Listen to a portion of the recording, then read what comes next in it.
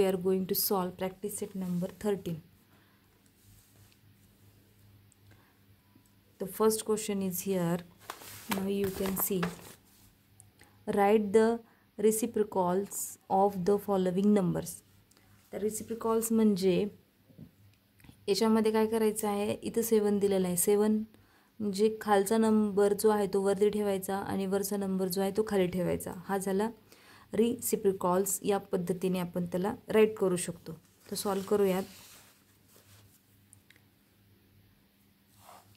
Question number first आणि first क्वेश्चनमधला first solve करूयात. 7 हा डायरेक्ट 7 दिलेला आहे. तर 7 दिलेला असल्यामुळे याचा आपल्याला रिसिप्रिकल करायचा आहे, म्हणजे वरती काहीतरी असणारच आहे. म्हणून आपण याला जो दिलेला नंबर आहे त्याचा रिसिप्रिकल करण्यासाठी याचा खाली किंवा वरती बेस किंवा जो आहे अपॉन जो तो नंबर असायला हवा. तर याच्या बेस काहीच नाही, म्हणजे आपण याला 1 घेऊ शकतो आणि इथं याचंच आपण उलटं करणार आहोत. 1/7 हे त्याचं फायनल आन्सर असणार आहे. नंतर सेकंड नंबरचं एक्झाम्पल आहे 11/3.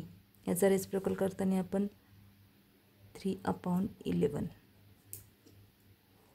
3 नंबर 5/13. याचा आन्सर करताना 13/5. त्यानंतर 4 नंबर 2 दिलेला आहे, म्हणजे आपल्याला 2ला पण काय करायचं आहे, 7 सारखंच सॉल्व करून घ्यायचं आहे. 7ला जसं आपण फर्स्ट याला सॉल्व केले तसं 1 राईट करून परत 1/2 या पद्धतीने. नंतर 5 नंबरचं जे एक्झाम्पल आहे ते आहे 6/7. याला आपण राईट करणार आहोत 7/6. क्वेश्चन नंबर 2 आहे carry out the following division. Question number 2 आहे डिव्हिजनचा. 2/3 डिवाइड बाय 1/4. तर हा जो क्वेश्चन आहे तो सॉल्व करताना इथं सिम्पल वेनी दिलेलं आहे तुम्हाला इंटिजर सॉल्व करायला. तर सॉल्व करूया त्याला. 2/3 डिवाइड बाय 1/4. तर याचं जे आहे आपण जसं रिसिप्रिकल केलं तसंच त्याला डिव्हिजन करताना जो आहे तो बेस वरती घ्यायचा असतो या पद्धतीने. आणि याचं असं लिहिल्यानंतर याच्यामध्ये जे आहे तर डिव्हिजनचं सिम्बॉल राहत नाही, तेव्हा वरती हा जो बेस आपण वरती घेतलेला असतो तिथं मल्टिप्लिकेशन होत असतं. मल्टिप्लिकेशन झाल्यानंतर त्यांचं 2 4 जा 8 अँड 3 1 जा 3 समोरासमोरचं मल्टिप्लिकेशन होतं, म्हणजे हे त्याचं फायनल आन्सर असणार आहे. नंतर सेकंड नंबरचं बघूयात आपण. 5/9 डिवाइड बाय 3/2. 5/9 divide by 3/2. जेव्हा आपल्याला त्यांना डायरेक्ट सॉल्व करायचं आहे तेव्हा 5/9 सुरुवातीचं काहीच नाही चेंज करायचं, फक्त याचं जे आहे तो बेस वरती घ्यायचं आणि याचं मल्टिप्लिकेशन करायचं. यांचं डिव्हिजनचं सिम्बॉल जाऊन इथं मल्टिप्लिकेशन येतं, म्हणून 5 2 जा 10 अँड 9 3 जा 18. तर याला आपण सिम्प्लिफाय करू शकतो. 2 5 जा 10 अँड 2 9 जा 18 या पद्धतीने. याचं फायनल आन्सर हे असणार आहे. याचं 3 नंबर सॉल्व करूयात. 3/7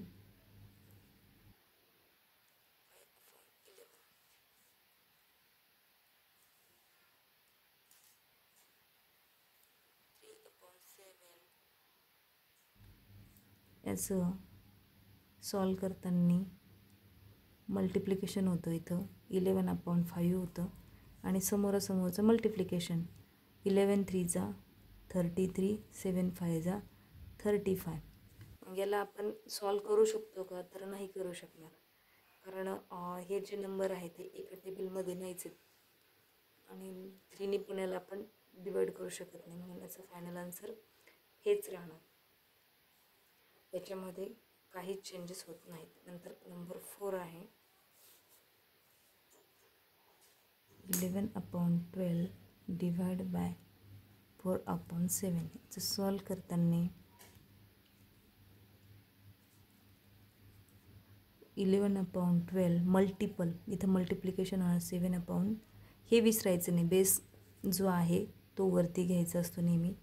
11 7 77 अँड 12 4 48.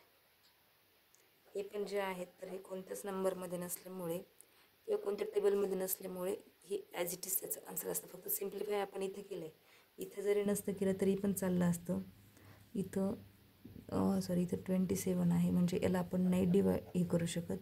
9 3 27, 5 2 10 अँड 9 3 27, गडबडीत 18 झालं, सॉरी फॉर दॅट. तर याचं पण सिम्प्लिफाय नाही करू शकत आपण.